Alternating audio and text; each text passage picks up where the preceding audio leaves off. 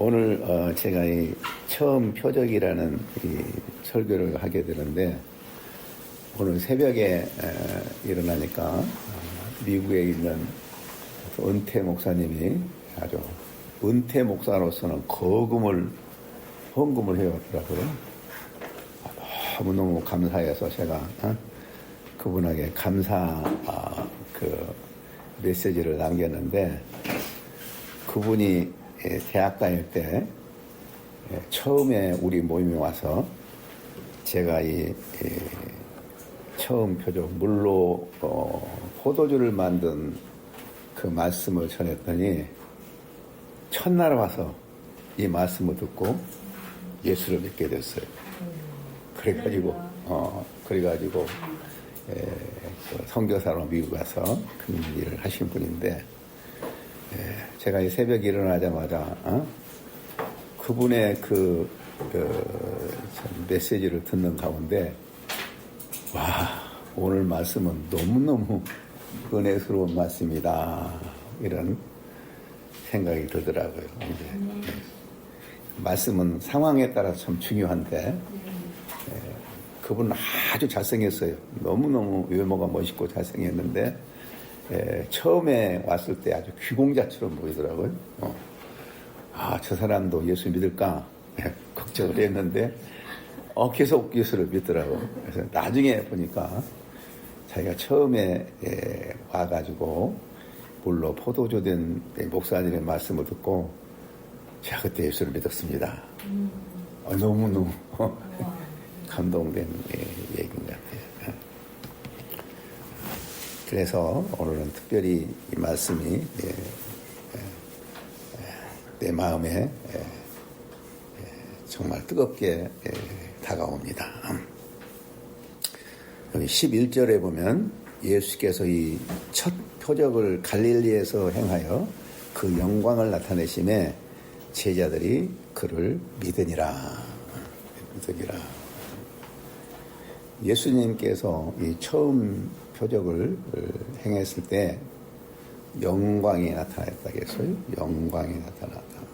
그러니까 이걸 통해서 제자들이 믿게 됐어요. 우리 사랑이 영광이란 건 뭐라고 배웠죠? 영광은 하나님의 능력과 아름다운 그를 믿게 되는 영광이 하나님의 능력과 그 아름다움과 그 성품과 하나님의 위대하심이 드러날 때 영광이 나타났다. 그러니까 하나님의 영광이 나타난 곳에는 믿음이 일어난 거야. 믿음이 일어난 거야. 이곳에 하나님의 영광이 많이 나타나고 있습니다. 그래서 놀라운 믿음의 역사들이 일어나고 있어요. 할렐루야. 할렐루야. 하나님의 영광이 나타나지 않으면 믿음이 생길 수가 없어요. 믿음이 생길 수가 없어요. 그래서 우리가 이 요한복음을 공부하면서 계속해서 하나님의 영광, 말씀이 육신이 되어 우리 가운데 거하심에 우리가 그 영광을 보니, 아버지의 독생자의 영광이요, 은혜와 진리가 충만하더라, 이렇게 나오잖아요. 그래서 그 역사가 일어나고 있는 것을 우리가 볼 수가 있는 것입니다. 그래서 오늘 우리 말씀을 통해서 하나님의 영광을 보고 우리의 믿음이 강해지기를 바랍니다. 오늘 말씀의 내용을 보면 예수님이 이 공생애를 시작할 때는 유대에서 시작하셨어요. 유대에서 이 5명의 제자들을 해보시고, 그 다음에는 이제 갈릴리 가나의 어느 혼인 존치집에 참여하게 됐습니다. 근데 거기에는 그 어머니 마리아가 있었어요. 아마 혼인집과 특별한 관계가 있었던 것 같아요. 그런데 혼인집에 가장 중요한 포도주가 떨어지게 되었어요. 이거 큰일이에요, 큰일. 이 사건은 그 당시의 문화로 보면 보통 심각한 문제가 아니에요. 보통 혼집은 완전히 참 위태롭게 되었어요. 그때 마리아가 예수님 앞에 기도를 했어요. 포도주가 떨어졌다고. 그래서 이 기도의 응답 과정에서 놀라운 하나님의 영광이 나타난 거예요. 물이 포도주로 변하는, 이 엄청난, 이거 물이 포도주로 변한 것은 인간적인 방법으로 이룰 수 없고 하나님의 영광이 나타나는, 하나님의 영광이에요. 그래서 예수께서 첫 표적을 갈릴리 가나에 행하여 그 영광 나타나심에 제자들이 믿었더라. 하나님의 영광이 나타나는 곳에는 언제나 믿음이 생겨서, 믿음이 생기면 산도 움직인다 그랬잖아요. 큰 산아 내가 무엇이냐, 수르밥 앞에서 평지가 되리라. 이런 믿음의 역사는 어디에서 일어난다고요? 하나님의 영광이 나타날 때. 그래서 우리 오늘 본문을 통해서 우리가 어떻게 하나님의 영광이 나타나는가 살펴봄으로써 이 시간에 우리 가운데 하나님의 영광이 나타나기를 바랍니다. 먼저 순종한 아들로서의 영광. 예수님이 하나님께 온전한 순종하는 모습을 통해서 하나님의 영광이 나타났어요. 여기 본문에 보면 이 포도주가 모자란다고 예수의 어머니가 예수님께 말씀하셨을 때 예수님은 민망할 정도로 여자여 그것이 나와 무슨 상관이 있나이까? 내 때가 아직 이르지 아니하였나이다. 정말 우리가 생각하면 너무 민망스럽도록 거절한 것이죠. 그러나 여기 여자여란 말은 당시 풍속으로는 불경한 말은 아니라고 그래요. 굉장히 존중한 말이라고. 여자라면 존중한 말은 존중한 말이지만은 그러나 나와 상관이 없다. 이 말은 참 예수 어머니로서 받아들이기 힘들었을 것 같아요. 여기 상관이 없다는 이 말은 신약성경에 5번 정도 사용하게 되는데 그 중에 하나의 그 대표적인 예가 귀신에게 예수님이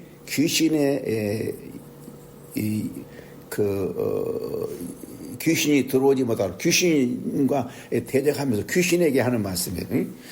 그러니까 귀신에게 귀신의 행동을 이렇게 멈추게 되니까 귀신이 이렇게 말했어요. 하나님의 아들이여, 당신은 우리와 무슨 상관이 있나이까? 마태복음 8장 29절에죠. 이렇게 보면 귀신이 가장 싫어하는 일이 뭐예요? 예수님이 한 거란 것이죠. 근데 그 상관했다고 해서 귀신이 이렇게 상관이 없다는 표현은 이제 가장 강한 거절을 의미하는 거예요. 거절을 의미하는. 그러니까 예수님께서 어머니의 자기를 낳아주시고 길러주시고 이렇게 30년 동안이 함께 살았던 그 아들에게 부탁한 말씀을 이제 예수님이 여자여, 나와 무슨 상관이 나이까? 이렇게 거절했을 때 얼마나 참 힘들었겠어요. 그러나 여기에서 예수님이 어머니의 청을 거절한 이유, 내 때가 이르지 아니하였다. 이 말씀은 요한복음에서 아주 중요한 의미를 가지고 있는 거예요. 요한복음에서 나의 때란 말이 여러 번 반복이 되죠. 7장 30절, 8장 20절, 12장 27절, 12장 23절, 24절. 여기에 보면 예수님은 나의 때나 하는 말을 반복해서 얘기를 해요. 나의 때란 말은 결국은 예수님은 자기의 계획에 따라 살지 않고 또 육신의 어머니의 계획에 따라 살지 아니하고 철저하게 하나님의 시간 계획에 따라 사신 분이에요. 그러니까 예수님은 이 어머니의 말보다는 자기는 하나님께만 절대적으로 순종하는 삶을 살겠다 하는 결단이에요. 나는 어머니의 말씀도 너무너무 중요하고 어머니의 말씀도 들어야 마땅하지만은 그러나 나는 하나님께만 절대적으로 순종을 해야 됩니다. 이 말이에요. 우리는. 그래서 여기에서 예수님은 하나님께 순종하는 그 모습을 통해서 영광이 드러난 거예요. 여러분 생각해 보세요. 인간이 순종처럼 어려운 일이 어디가 있는가? 순종처럼 어려운 일이 없는가? 근데 예수님이 하나님의 아들이다. 하나님의 독생자다. 그 말은 예수님은 절대적으로 하나님께 순종한다. 응? 어느 정도 순종하냐면 죽기까지 순종하신 분. 이 순종의 역사가 일어날 때 하나님의 영광이 일어난 거예요. 하나님은 아담을 창조했지 않습니까? 그 아담이 불순종했잖아요. 하나님이 이스라엘을 얼마나 사랑했습니까? 그래서 구했죠. 이스라엘도 불순종했어요. 모든 사람들은 다 불순종이라는 죄를 범하고 사는 거예요. 유일하게 예수님만이 절대적으로 하나님께 순종하는 모습이에요. 여기에 하나님의 영광이 나타나는 거예요. 우리도 예수님을 따라서 순종하는 삶을 사는 사람들을 보면 거기에서 놀라운 그 영광들이 일어나는 거란 말이에요. 영광을. 두 번째로 예수님이 어떤 영광을 나타냈느냐 하면 십자가의 영광을 나타내요. 십자가의 영광. 앞에서 우리는 예수님이 어머니의 뜻을 거역한 이유가 나의 때가 이르지 아니하였다 이렇게 말씀하셨죠. 이 요한복음에서 나의 때란 말은 전부 예수님의 십자가의 때를 말하고요. 십자가의 때. 응? 십자가의 때가 아직 이르지 아니했기 때문에 예수님은 거기에 죽지 않았단 말이 굉장히 많이 나오죠. 그러니까 여기에 나의 때가 이르지 아니했단 말은 아직 십자가에 죽으실 때가 이르지 아니했단 말이에요. 그러나 마리아는 처음 기도가 거부당한 것처럼 거부당하였지만 계속해서 예수님을 신뢰합니다. 신뢰해요. 그래서 하인들에게 뭐라고 하죠? 너희에게 무슨 말씀 하시든지 그대로 하라고 명령을 했습니다. 예수님은 그래서 정결 예식을 위하여 사용한 6개의 돌 항아리에 물을 부으라고 말했어요. 6 항아리에 물을 다 채운다면 물이 어느 정도 들어가냐면 약 75에서 100리터 정도 된다고 그래요. 물이 만약에 100리터라 한다면 우리 그 페트병 하나가 몇 리터죠? 1.5. 응? 1.8? 그것이 몇 개가 되겠어요? 여기 다 쌓아놓고. 그렇게 많은 물을 그 하인들이 잔치집에 굉장히 바쁘잖아요.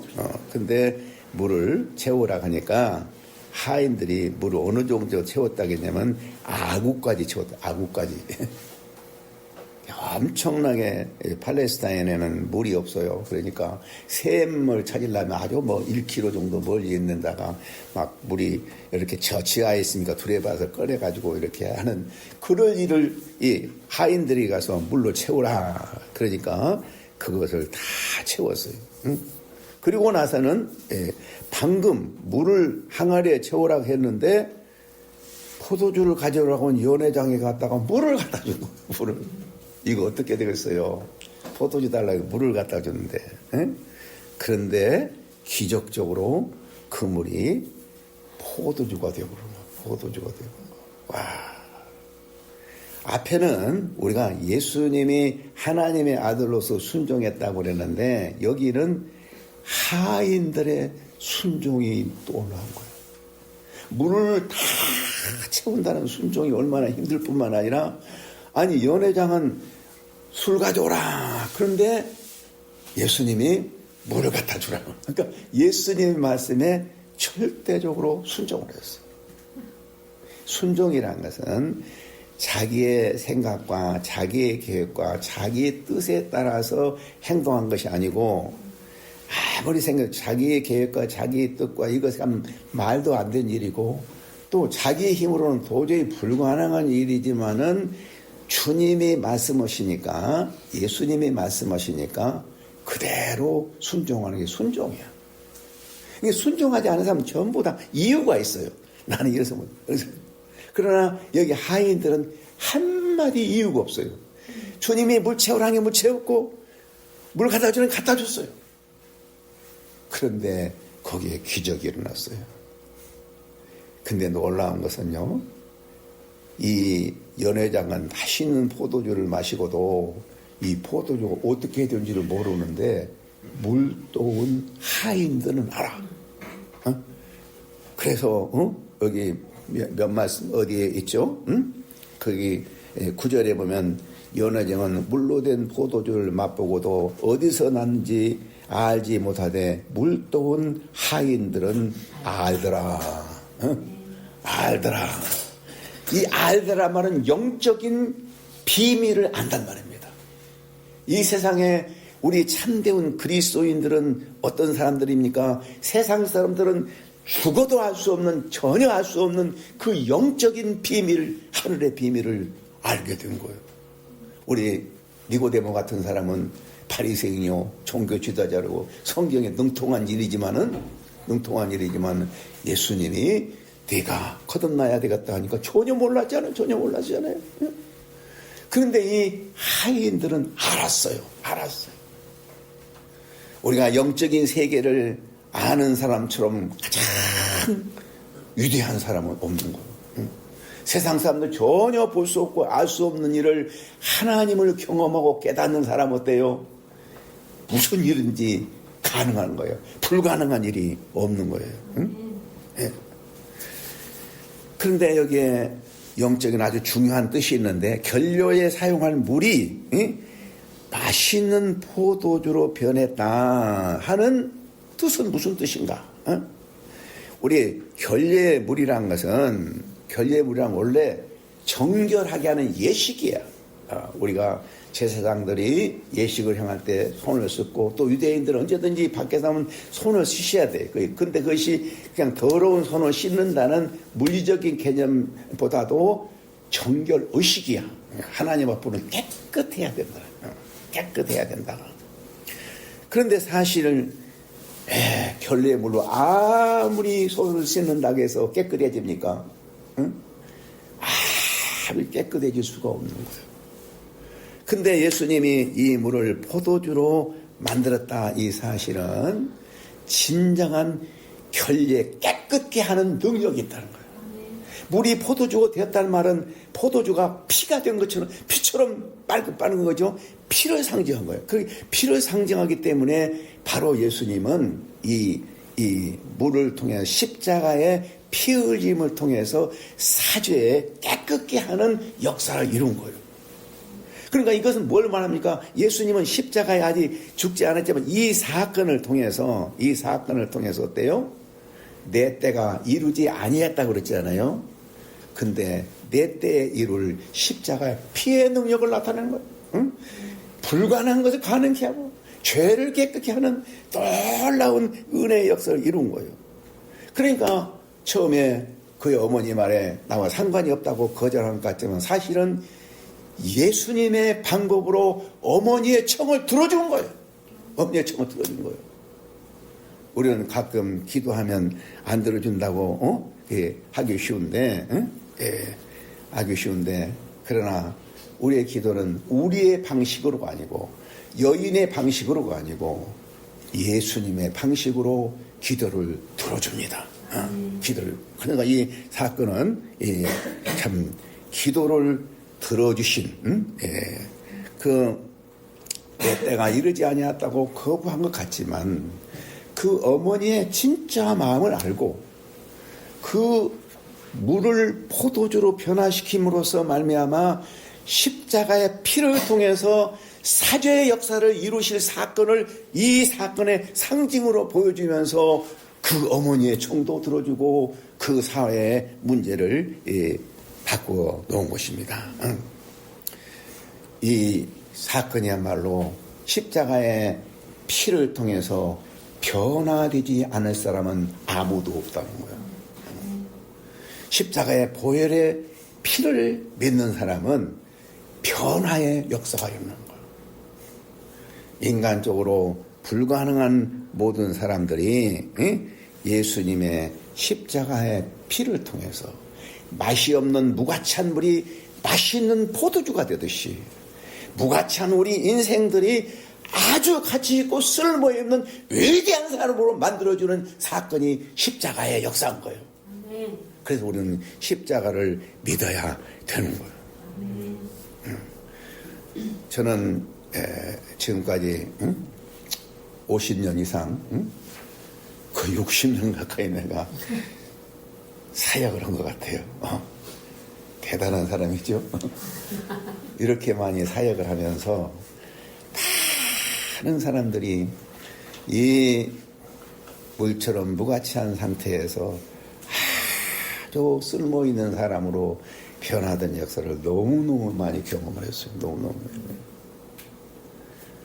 그래서 저는 항상 어디에서 큰 집회에 가서 강의하고 막 인정받고 그런 일 하기보다는 한 사람이라도 말씀을 가르쳐서 기도해 줌으로 말미암아 물처럼 무가치한 사람이 포도처럼 맛이 있는 쓸모있는 인생이 되는 것이 제일로 행복해요.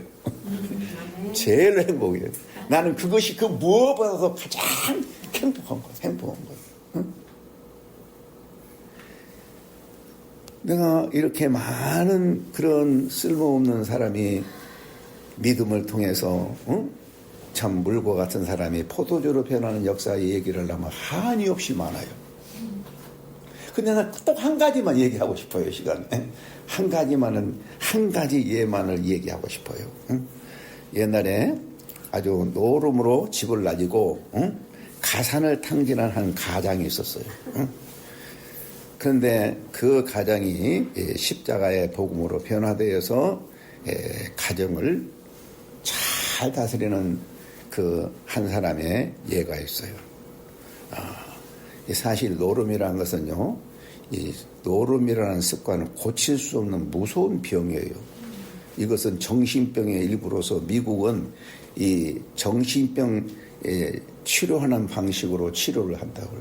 정신병이 완전히 치료되고 없는 경우가 많지 않아요.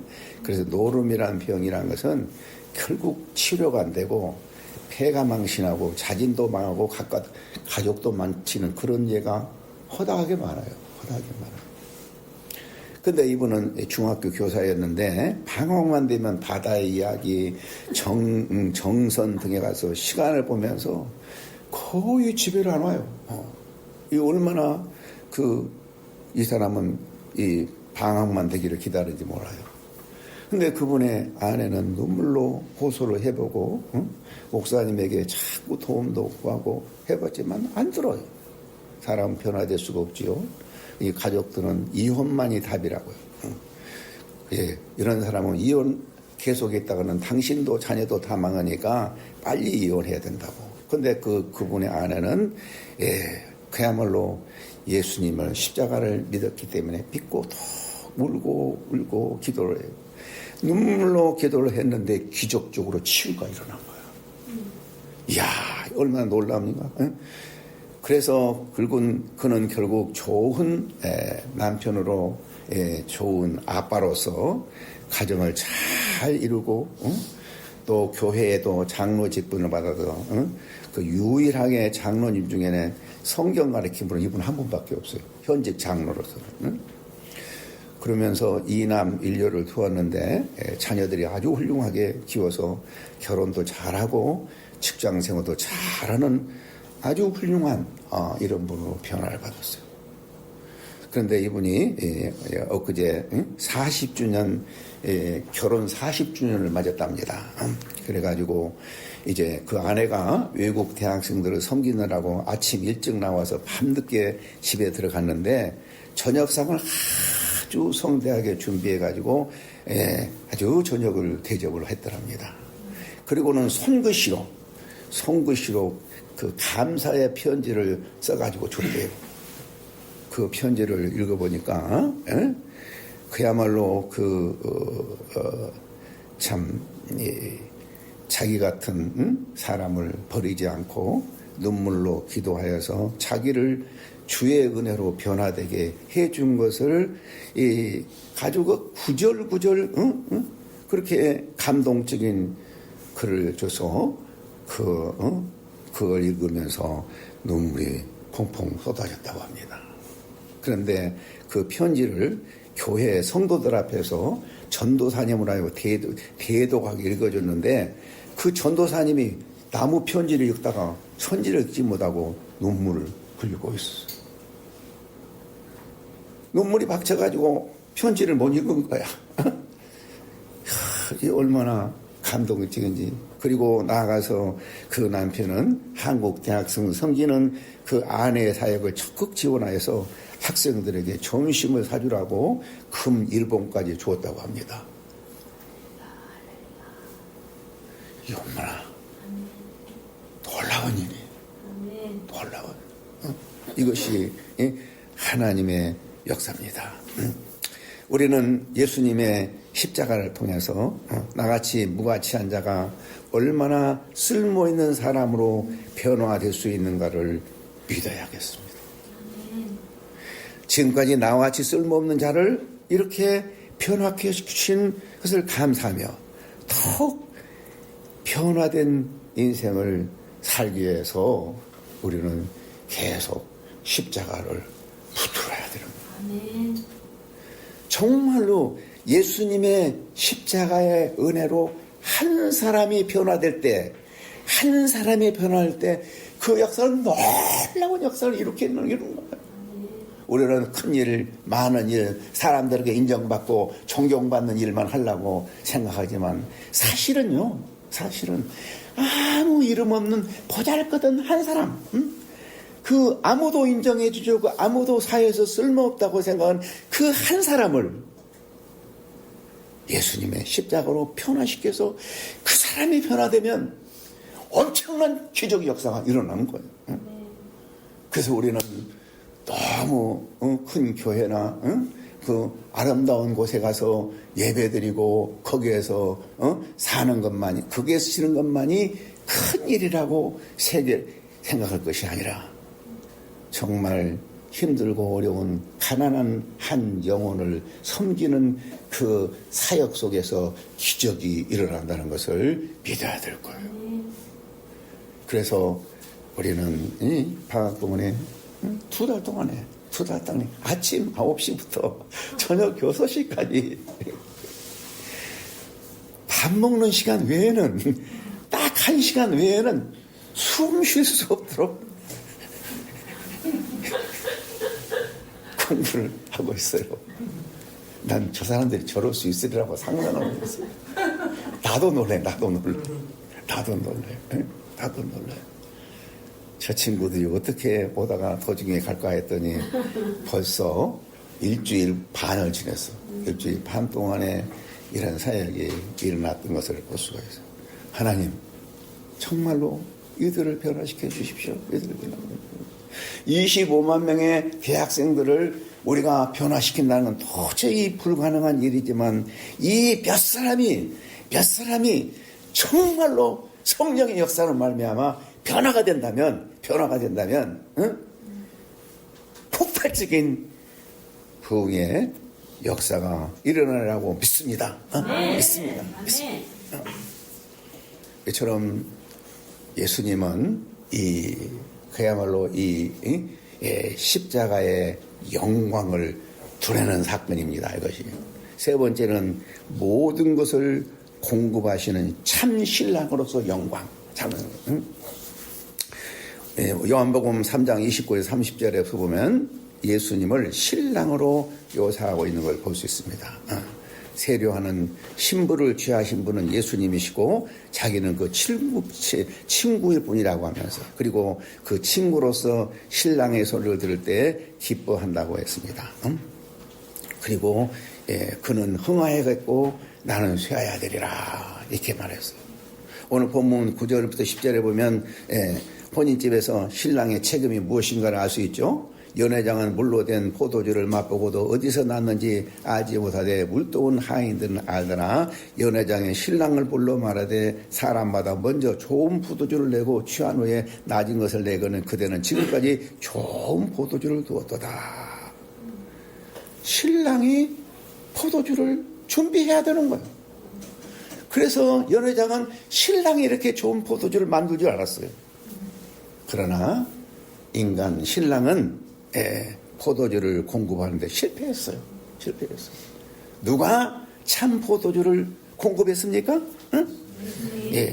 극상품 포도주를 만드신 분은 참 신랑이신 예수님이 공급해 주신 것입니다. 인간 신랑은 실패할 수밖에 없지만 참 신랑인 예수님은 부족함 없이 넉넉하게 우리의 모든 것을 다 공급해 주시는 분입니다. 여러분 믿습니까?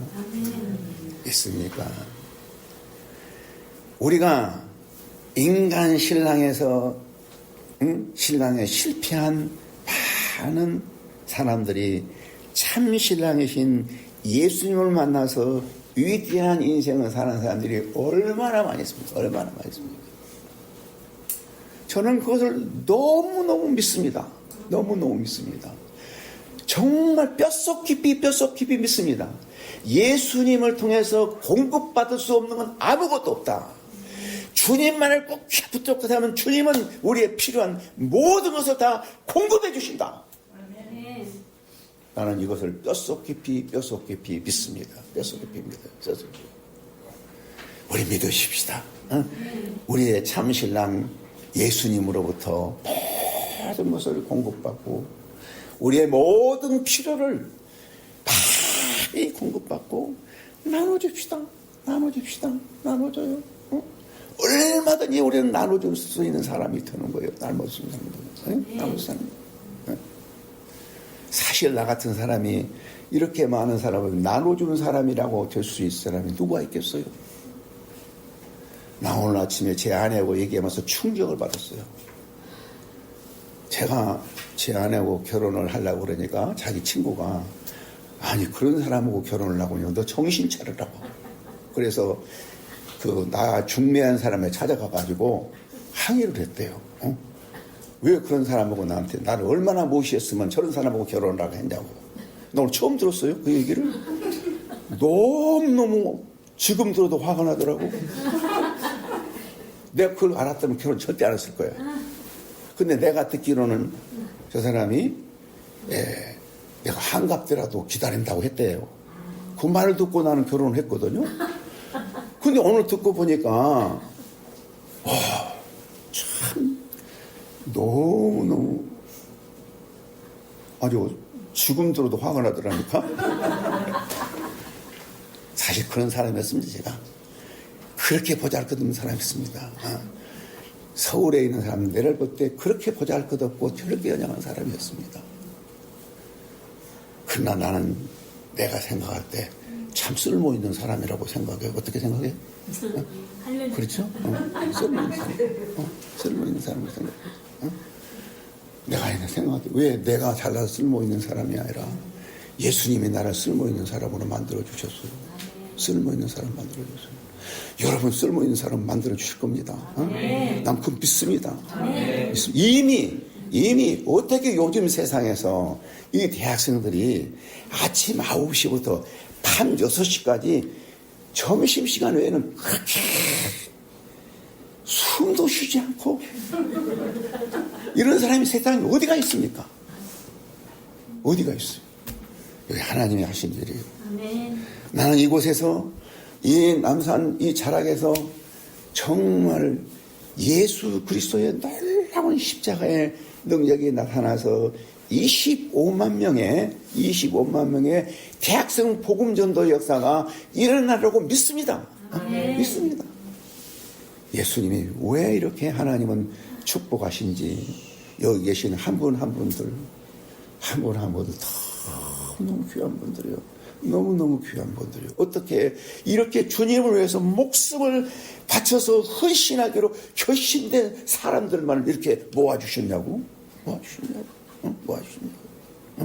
김선빈 오늘 왔는데 같이 동참하기를 바랍니다. 그렇게 될 겁니다. 장가 갔어요? 안 갔어요? 안 갔어요. 그럼 엄청난 훌륭한 여인이 결혼할 거예요. 정말 나 같은 사람도 저런 멋쟁이하고 결혼했는데 거기 나보다 훨씬 잘생겼구만.